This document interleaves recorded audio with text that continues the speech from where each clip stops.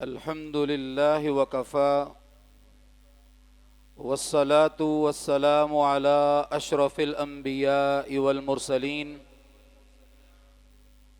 أعوذ بالله من الشيطان الرجيم. بسم الله الرحمن الرحيم. يا أيها الرسول بلغ ما أنزل إليك من ربك وإن لم تفعل فما بلغت رسالته والله يعصمك من الناس. صدق الله مولانا العظيم. اس کائنات کا سچا ترین دین متین اللہ رب العزت کا آخری الہامی پیغام اسلام ہے، اور اسلام کا پیغام دو چیزوں پر بیس کرتا ہے. ترکت فیکم امرین لن تضلوا ما تمسکتم بہما کتاب اللہ وسنت نبی او کما قال علیہ الصلاۃ والسلام. نبی آخر الزماں پیغمبر علیہ السلام نے فرمایا، میں تم میں دو چیزیں چھوڑ کے جا رہا ہوں، ہرگز ہرگز تم رسوا نہیں ہوگے، گمراہ نہیں ہوگے جب تک تم ان دونوں چیزوں کو تھامے رکھو گے. ایک اللہ کی کتاب قرآن مجید ہے، اور دوسرا نبی آخر الزماں پیغمبر جناب حضرت محمد الرسول اللہ صلی اللہ علیہ وسلم کی حدیث ہے، آپ کی سنت ہے، آپ کی سیرت مطہرہ ہے.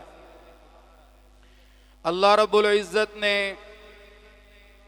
اس دین کو اپنے آخری پیغمبر کے قلب اطہر پر نازل بھی فرمایا، اور نزول دین کے بعد اپنے آخری پیغمبر کی یہ ڈیوٹی اور ذمہ داری بھی لگا دی.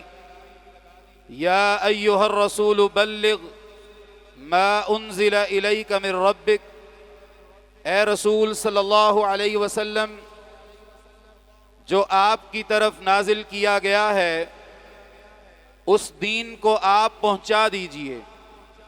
وَإِن لَّمْ تَفْعَلْ فَمَا بَلَّغْتَ رِسَالَتَهُ، اگر آپ نے دین اسلام کا ابلاغ نہ کیا، پراپر وے کے اندر اس کی کمیونیکیشن کی ذمہ داری ادا نہ کی، تو یاد رکھیے فَمَا بَلَّغْتَ رِسَالَتَهُ، آپ نے منصب نبوت اور رسالت کا حق ادا نہیں کیا. واللہ یعصمک من الناس، معاشرے کے چاروں اطراف سے اسلام کے خلاف اٹھنے والی ہر آواز اور ہر قوت سے بچانے کی ذمہ داری آپ کے رب کی ہے. آپ کا کام ہے ابلاغ کرتے جائیے. آپ اندازہ فرمائیں، امام الانبیاء کی ذات ہیں، خاتم الانبیاء ہیں، امام الہدا ہیں، امام الرسل ہیں، لیکن رب کہہ رہا ہے میرے پیغمبر، آپ کے قلب اطہر پر جو ہم نے پیغام دین اتار دیا ہے اس کو محفوظ کر دیا ہے، آپ کی زبان سے ادا کروانے کی گارنٹی دے دی ہے. اب آپ کا کام یہ ہے، آپ ہر لمحہ اور ہر لحظہ زندگی کی ہر ساعت میں اور زندگی کے ہر منٹ میں آپ کا مقصد زندگی یہ ہونا چاہیے کہ اس ایک ایک پیغام الہی کی کڑی کو، قرآن کی آیت کو، رسول کی سنت کو، حدیث مصطفیٰ کو معاشرے کے ہر فرد و بشر تک پہنچانا آپ کا کام ہے. اگر آپ نے اس میں کوتاہی برتی، اگر آپ نے اس میں کمی کی اگر آپ نے اس میں ابلاغ نہ کیا تو آپ سمجھ لیجئے آپ نے منصب نبوت اور رسالت کا حق ادا نہیں کیا۔ اسلام کا ابلاغ معاشرے کے ہر فرد کی ذمہ داری ہے۔ آج یہ معاشرہ دو انتہاؤں پہ کھڑا ہے۔ ایک طرف وہ لوگ ہیں جو دین کی حقانیت کو، دین کی سچائی کو تسلیم کرنے کو تیار نہیں، رب کی توحید کے سامنے شکوک و شبہات کے بند باندھتے ہیں، حدیث رسول کے سامنے اپنی سمجھ بوجھ کو پیش کرتے ہیں۔ اور یاد رکھیے معاشرے کے اندر جس طرح بارش کے قطرات ہیں اسی طرح فتنوں کا نزول ہے۔ لوگ رب کے دین سے ہٹا کے اپنی شخصیات کے پیچھے معاشرے کو چلانا چاہتے ہیں، اور پورا زور اس بات پہ ہے۔ ایسے عالم میں میری اور آپ کی ذمہ داری کیا ہے؟ حکمران کی ذمہ داری کیا ہے؟ ایک باپ کی ذمہ داری کیا ہے؟ ایک ماں کی ذمہ داری کیا ہے؟ ایک استاد کی ذمہ داری کیا ہے؟ ایک ذمہ داران وقت کی ذمہ داری کیا ہے؟ ہر بندہ کہتا ہے میں دنیا میں آیا ہوں، میں مال کماؤں گا، میں کاروبار کروں گا، میں اپنی فیملی کی کیئر کروں گا، دین کے معاملات میں مجھے نہ پوچھا جائے۔ رسول اللہ صلی اللہ علیہ وسلم سے بڑھ کر میرے اور آپ میں سے کون ہے جو یہ دعویٰ کرے کہ وہ رسول اللہ سے اعلیٰ ہے، وہ رسول اللہ سے افضل ہے؟ اگر اللہ کی ذات کے بعد امام الہدا، امام الحرمین اور امام القبلتین خاتم الانبیاء کی ذات اس منصب ابلاغ سے اللہ نے انہیں محفوظ نہیں کیا اور ان کی ذمہ داری لگا دی ہے، تو ایک امتی کی بالاولیٰ ذمہ داری ہے کہ وہ اپنی زندگی کا مقصد اس بات کو بنا لے کہ میں کھانے پینے کا اہتمام تو کروں گا، حلال کاروبار کا اہتمام تو کروں گا، گھر کی ذمہ داریاں ادا کروں گا، لیکن میں کسی طور پہ وہ کام نہیں چھوڑ سکتا جو رسول اللہ صلی اللہ علیہ وسلم نے اپنی نبوی 23 سالہ زندگی میں ایک لمحہ بھی نہیں چھوڑا۔ آپ نے فرمایا من رعا منکم منکرن فلیغیرہ بیدہ، معاشرے کے لوگوں آپ کی ذمہ داری ہے، آپ معاشرے میں منکرات کو دیکھتے ہیں، آپ معاشرے میں سیئات کو دیکھتے ہیں، آپ معاشرے میں معصیات الہیہ کو دیکھتے ہیں، فوراً معاشرے میں اٹھ کھڑے ہوئے، جس طرح میں رب کے ایک حکم پر اقرا بسم ربک الذی خلق میں کھڑا ہو گیا تھا، میں تنے تنہا معاشرے کے اندر سرگرداں تھا، اکیلا ہی نکلا تھا منزل کی جانب، لوگ ملتے گئے، کارواں بنتا گیا، دن میں اور رات میں، خوشی اور غمی میں، رشتہ داروں میں، کاروباری سرکل میں کون سا بندہ ہے جو محمد رسول اللہ صلی اللہ علیہ وسلم نے چھوڑا؟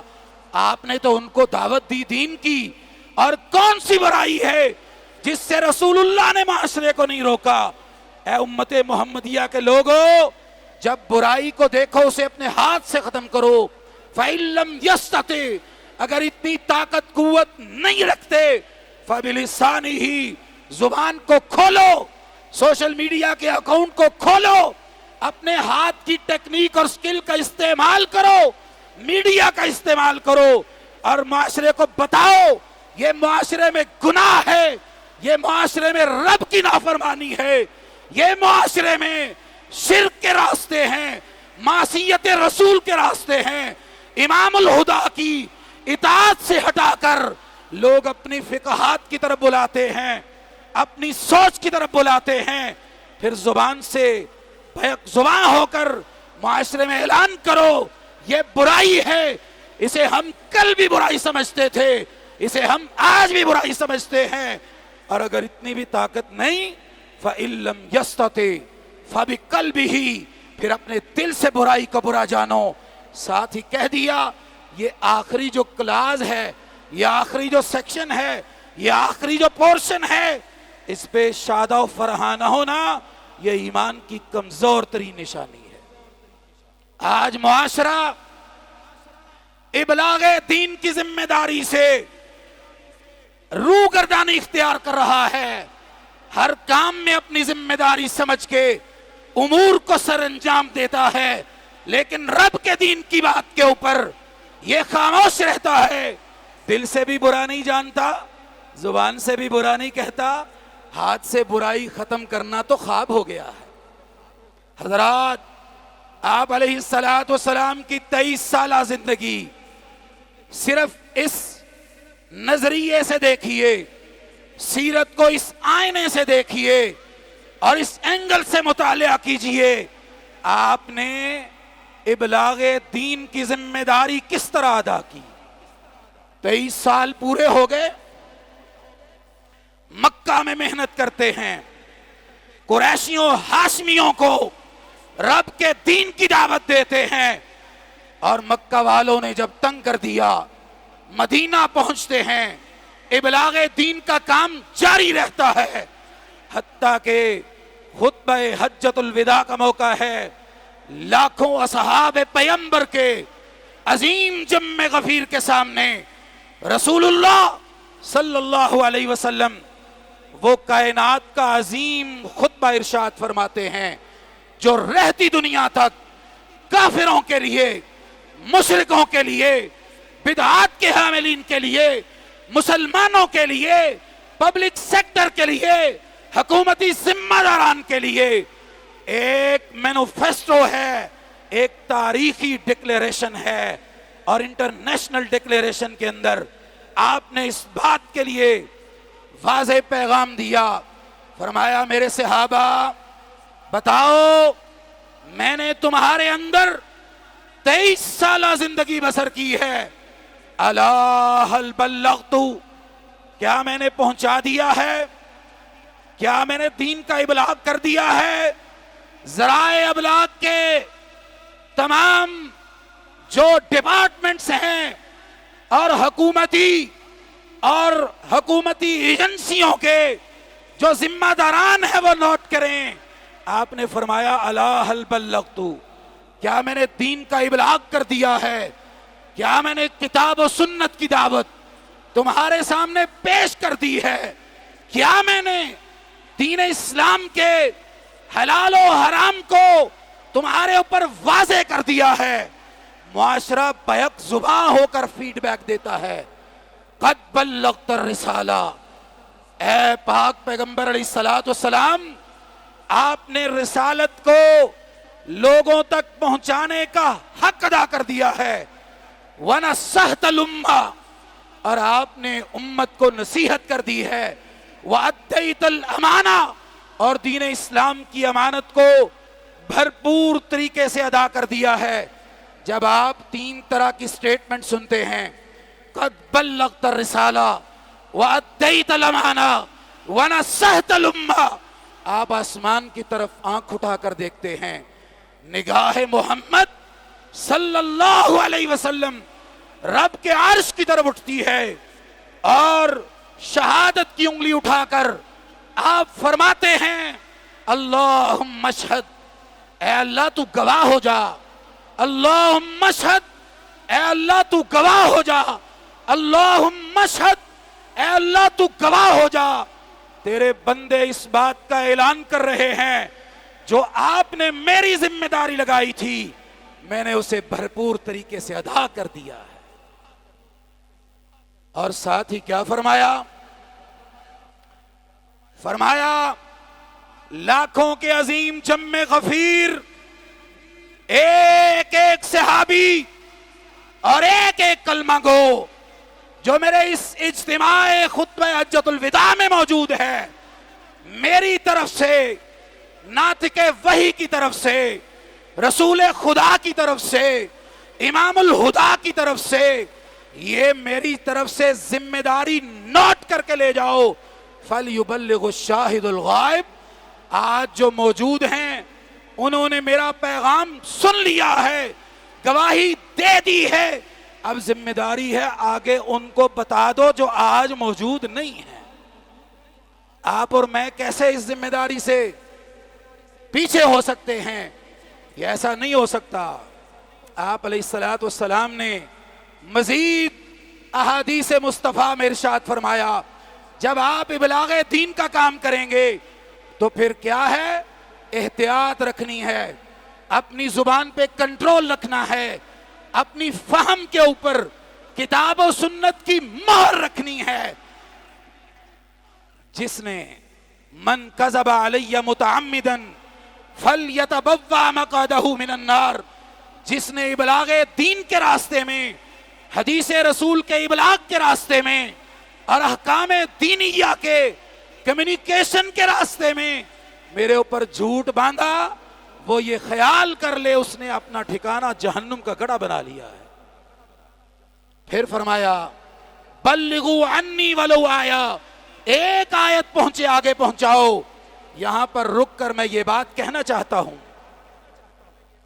ہر بندے کی ذمہ داری ابلاغ دین کی ہے۔ میں سمجھتا ہوں نماز کا قیام ہو رہا ہے، زکوٰۃ کی ادائیگی ہو رہی ہے اور صوم و صلات کی پابندی اختیار کی جا رہی ہے، اسی طرح توحید اور رسالت کا پیغام عام ہو رہا ہے، لیکن یہاں پر اگر رسول اللہ کی ایک ایک حدیث، ایک ایک ادا، قرآن کا ایک ایک حکم آگے ہماری اگر ذمہ داری نہ سمجھا جائے، معاشرہ یہ کہے یہ علماء کی ذمہ داری ہے۔ ہاں یہ ہماری ذمہ داری ہے۔ ہماری ماں نے ہمیں جنم ہی اس لیے دیا تھا کہ اپنا تن من دھن رب کے دین کے راستے پر لگا دیا جائے، اور اس میں میری تاریخ گواہ ہے۔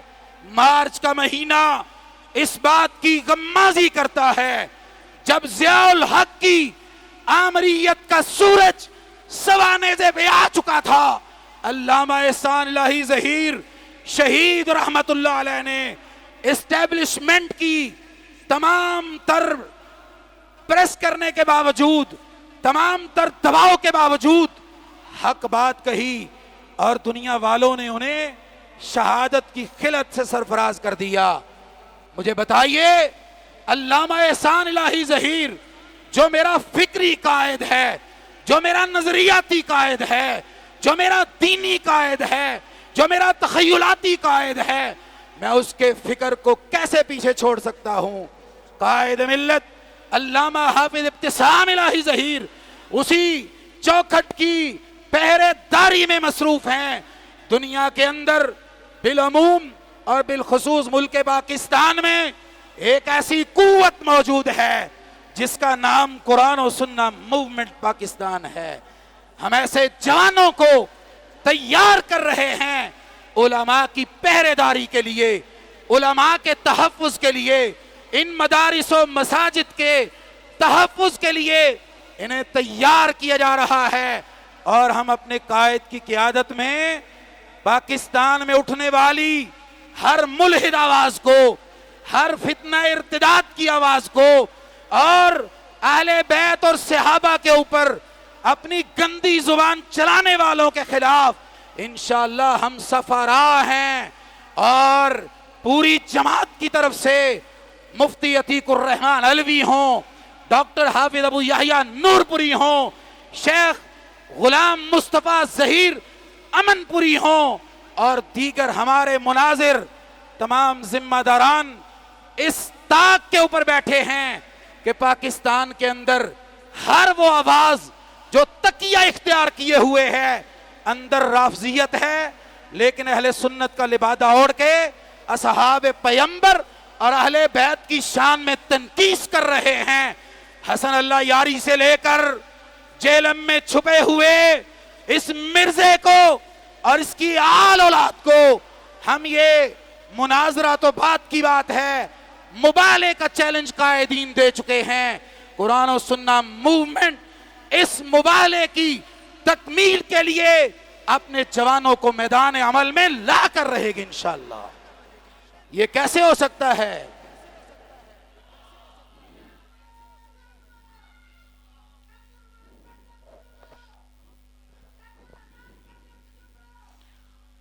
یہ کیسے ہو سکتا ہے؟ کوئی میری ماں کو گالی دے میں چپ رہوں، میرے باپ کو گالی دے میں چپ رہوں، میرے خاندان پہ اعتراض کرے میں چپ رہوں، لیکن اللہ کی قسم، اللہ کی عزت کی قسم اٹھا کے کہتا ہوں، ہم اپنے مال جان کاروبار عزت اور آبرو اہل بیت اور صحابہ پیغمبر کی قدموں پہ قربان کرنے کے لیے تیار ہیں۔ ہم اپنی توہین برداشت کر سکتے ہیں، بڑوں کی توہین برداشت کر سکتے ہیں، لیکن ایک ایک صحابی، ایک ایک اہل بیت کے فرد کی گستاخی برداشت نہیں کر سکتے۔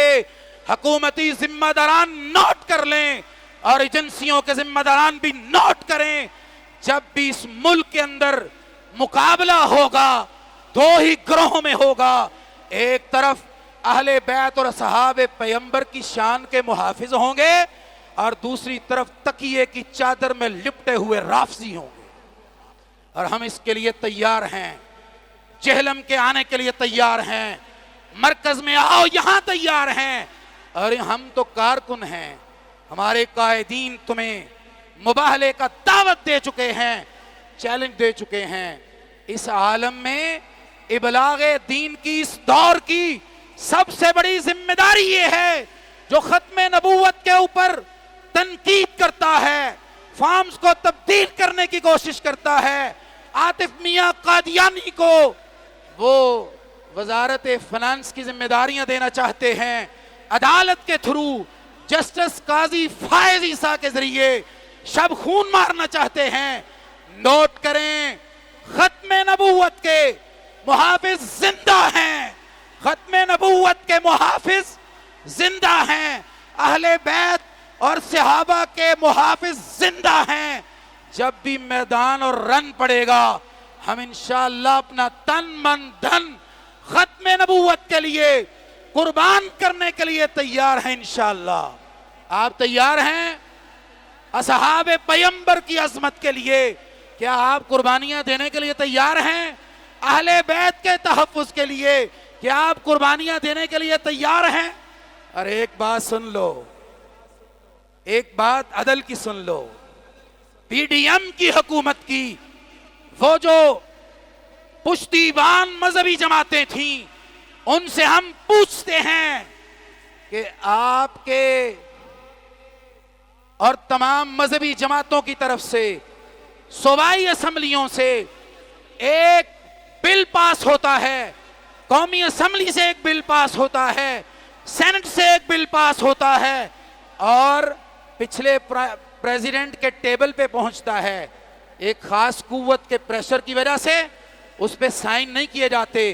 آج جنہیں تم نے ووٹ دیا، جنہیں تم نے اسلام کی آڑ میں سپورٹ کی اور یہ نہیں دیکھا اسلاف کا راستہ کیا ہے اور بڑوں کا راستہ کیا ہے، آپ نے آصف زرداری سے پوچھا ہے کہ 1.25 سال ہونے کو ہے، آپ نے اس بل کے اوپر دستخط کیوں نہیں کیے؟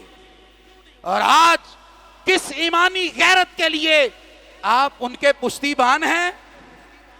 یاد رکھو، جہاں پی ڈی ایم کی حکومت پہ رب کے عذاب کا کوڑا برسے گا، وہاں پر یہ مذہبی جماعتیں بھی منہ چھپاتی پھریں گی۔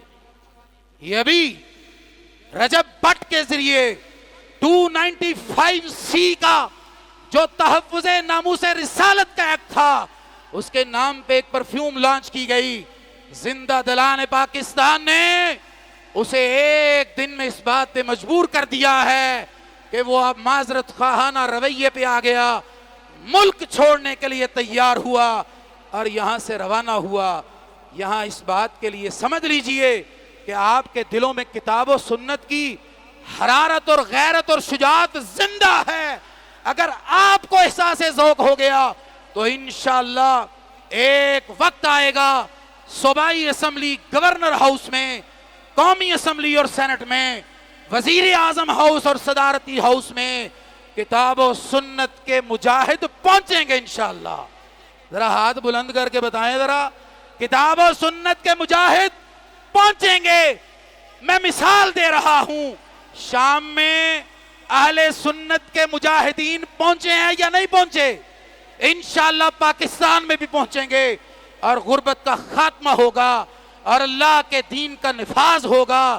اور ہمارا منہج یہ بھی سن لو، ہر کلمہ گو مسلمان ہے، ہم اس کے اوپر کفر کا فتویٰ نہیں لگاتے، لیکن اگر وہ صحابہ کے ایک ادنا سے بھی صحابی کی تکفیر کرے گا، اس کو بے ایمان کہے گا، خدا کی قسم اس سے بڑا کافر کائنات کا کوئی ہو ہی نہیں سکتا. ابلاغ دین کے لیے تیار ہیں انشاءاللہ، ڈاکٹرز تیار ہیں، وکلاء تیار ہیں، سٹوڈنٹس تیار ہیں، پبلک کمیونٹی تیار ہے. علامہ صاحب کے ہم رکاب ہونے کے لیے، علماء کے ساتھ دینے کے لیے، ان کے معاون بننے کے لیے انشاءاللہ اس ملک پاکستان میں کتاب و سنت کے نفاذ سے کوئی طاقت روک نہیں سکتی. ہم دین محمد کے وفادار سپاہی باطل کی خدائی کو گوارا نہ کریں گے. ہم تھامے رہیں گے یوں ہی اس علم کو، نشاں اس کا جادو جگاتا رہے گا. اپنے خون سے جلائیں گے ایسے چراغ ہم، بجھ بھی اگر گئے تو اجالا نہ جائے گا. وآخر دعوانا ان الحمد للہ رب العالمین.